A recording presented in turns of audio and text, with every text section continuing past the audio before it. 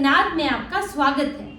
Justice Yashwant Verma के मामले को लेकर सुप्रीम कोर्ट और हाई कोर्ट के जजों में बहस छिड़ी हुई है।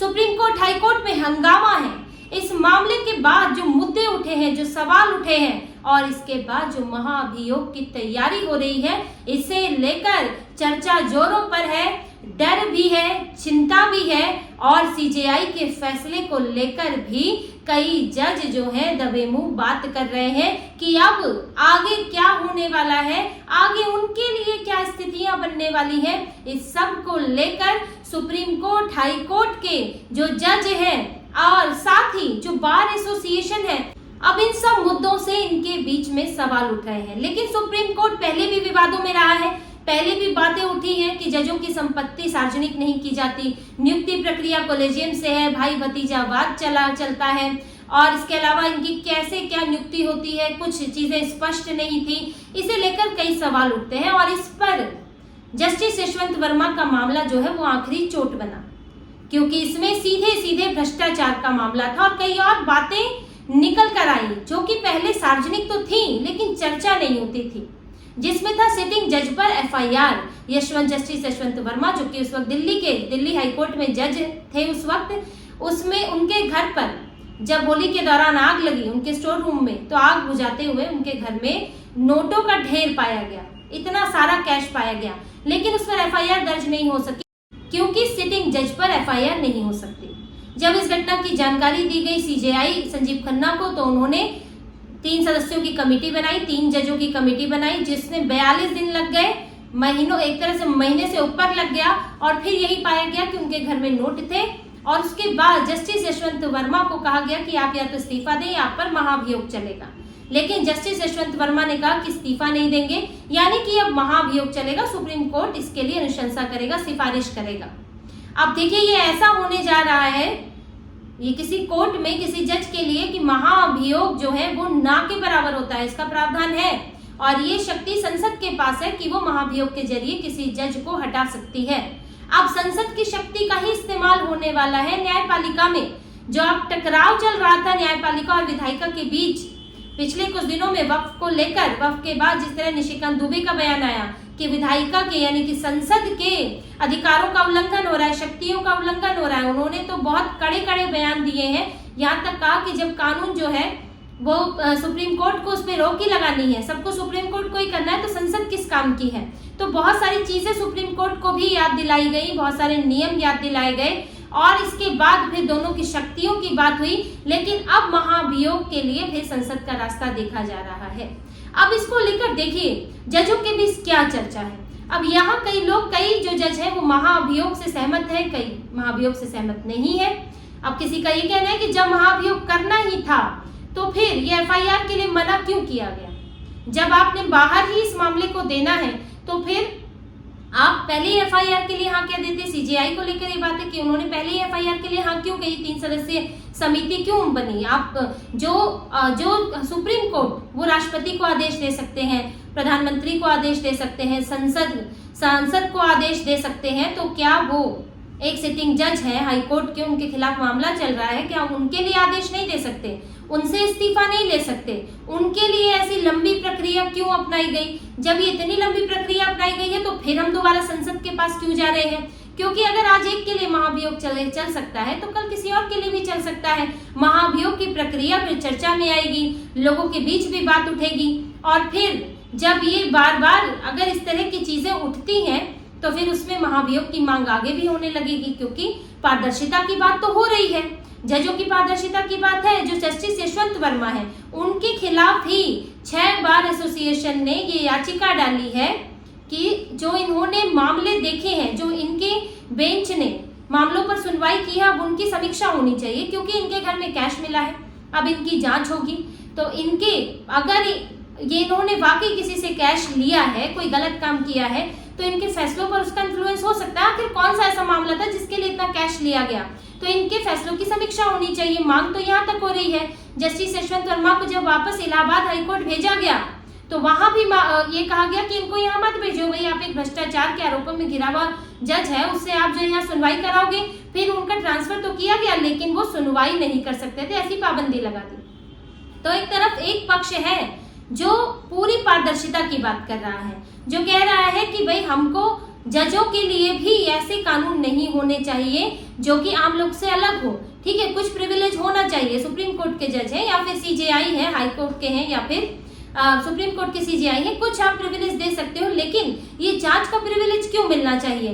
प्रधानमंत्री को आप गिरफ्तार, उनके खिलाफ एफआईआर हो सकती है, चाहे उसके लिए किसी की परमिशन की जरूरत पड़ती है, लेकिन एफआईआर हो सकती है।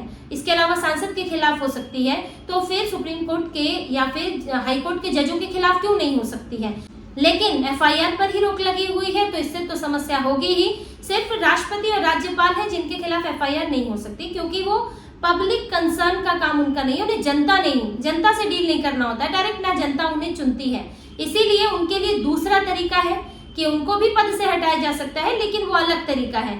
लेकिन जो भी सीधे सीधे पब्लिक कंसर्न से जुड़े हैं या जिनको जनता चुनती है, उनके खिलाफ एफआईआर क्यों नहीं हो सकती?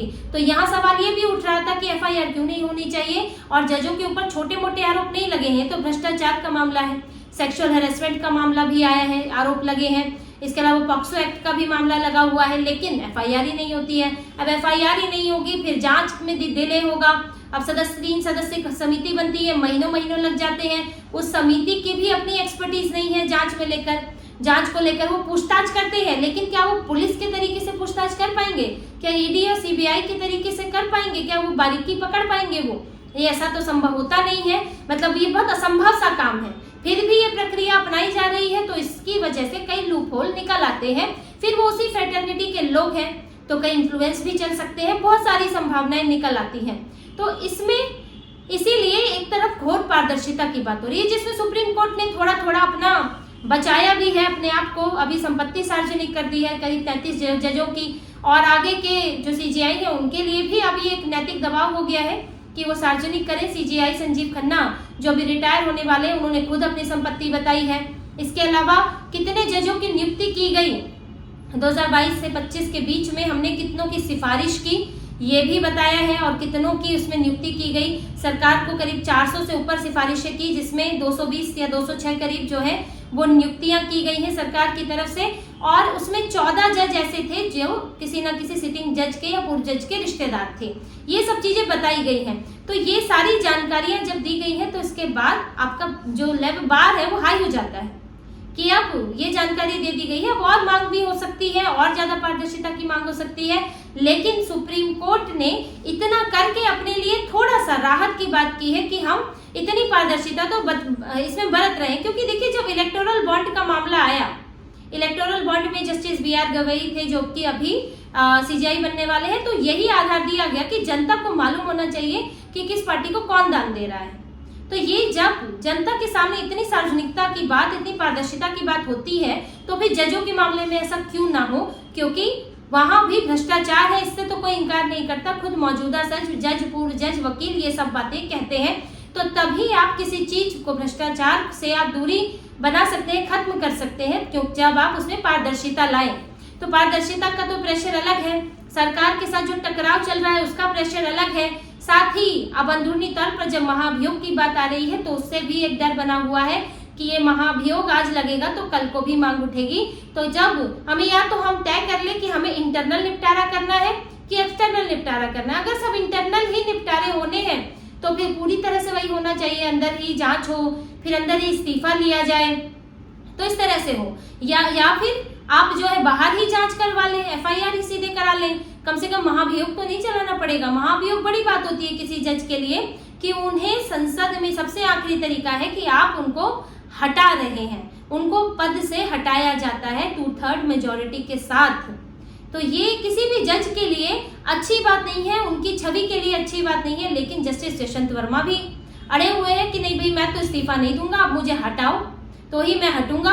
तो यहाँ भी एक तरह का टकराव ही चल रहा है कि आप जो है आपने ये अब क्या अपनी फ्रेटर्निटी से क्या मांग है, क्या चाहते हैं। तो अंदरूनी बात है कि वो इस तरह अड़ गए हैं, क्योंकि वो तो कह रहे हैं मेरे घर में कैश नहीं था, लेकिन समिति ने और साथ ही पुलिस का कहना है कि उनके घर में कैश था, कैश रिकवर नहीं कर सकते थे क्योंकि एफआईआर दर्ज नहीं हुई थी। तो वो तो अड़े हुए हैं। लेकिन अब जब इम्पीचमेंट होगा तो फिर वो खबर भी बनेगी, चर्चा भी होगी, इम्पीचमेंट क्या होता है, क्यों किया जाता है, फिर जुडिशरी में भ्रष्टाचार की बात होगी, और फिर कैसे इस भ्रष्टाचार को, इसके निवारण के उपाय नहीं किए गए हैं, कैसे इसे छुपाने की स्थितियां बन जाती हैं, उस पर भी बात होगी। एफआईआर को लेकर भी बात होगी। तो इस वक्त पूरे ये जजों के बीच में इस वक्त ये चर्चा है, इस वक्त ये तनाव है कि महाभियोग अब इस चीज को कहां लेकर जाएगा। पहले ही जुडिशरी कई सवालों से घिरी हुई है कि सबसे ज्यादा पारदर्शिता लगता यही है, क्योंकि कार्यपालिका में पारदर्शिता है, विधायिका में पारदर्शिता है, सबको सार्वजनिक करने होते हैं कहीं ना कहीं अपनी संपत्तियां, अपने नियुक्तियां। लेकिन यहाँ जो न्यायपालिका जो इस वक्त एक तरह से कहें उसको लेकर भी विचार बटे हुए हैं, लेकिन न्यायपालिका जिस पर न्याय की जिम्मेदारी है, यानी कि सही गलत तय करने की जिम्मेदारी है, और वहीं अगर इस तरह से एक बंद कमरा बना हुआ है, इतना अंधेरा है, तो समस्या तो होगी ही, लोगों के भरोसा जीतना भी थोड़ा मुश्किल होगा, क्योंकि फिर शक होता है कि कौन ऐसे अगर जज है और अगर उन्हें ऐसे ही छोड़ दिया जा रहा है, एफआईआर नहीं हो रही है, तो फिर कौन कहाँ मिला हुआ है, इसको लेकर लोगों के मन में शंकाएं पैदा हो जाती हैं। इसीलिए अब जिम्मेदारी बन गई है, इसीलिए रिफॉर्म की बात भी हो रही है कि अब जुडिशरी में रिफॉर्म की बहुत जरूरत है और अकाउंटेबिलिटी होनी चाहिए। अब हम राजा बनकर नहीं रह सकते हैं, चाहे अब जब यहाँ चुनाव जीतने वाला राजा नहीं है तो फिर नियुक्त होने वाली न्यायपालिका कैसे राजा हो सकती है। तो इसीलिए अब ये पूरा कि ये सब मामला कहाँ जाकर रुकेगा, क्या क्या बदलेगा, और इसे लेकर सीजेआई संजीव खन्ना को लेकर भी है कि उन्होंने जिन बदलाव की पहल की, चाहे जिस भी वजह से की, लेकिन करना चाहिए था या नहीं, तो ये इनके अपने ही आपस में इस वक्त बड़ी जोरदार बहस आपस में चल रही है। जजों के बीच चर्चा का विषय है, हंगामे का विषय है, और महाभियोग तो इनके लिए अब एक तरह की नई चुनौती लेकर आया है। तो इसी तरह की और खबरें और विश्लेषण आपके लिए लाते रहेंगे, हमसे जुड़े रहिए, सब्सक्राइब कीजिए, कमेंट कीजिए। बहुत बहुत धन्यवाद। जय श्री राम।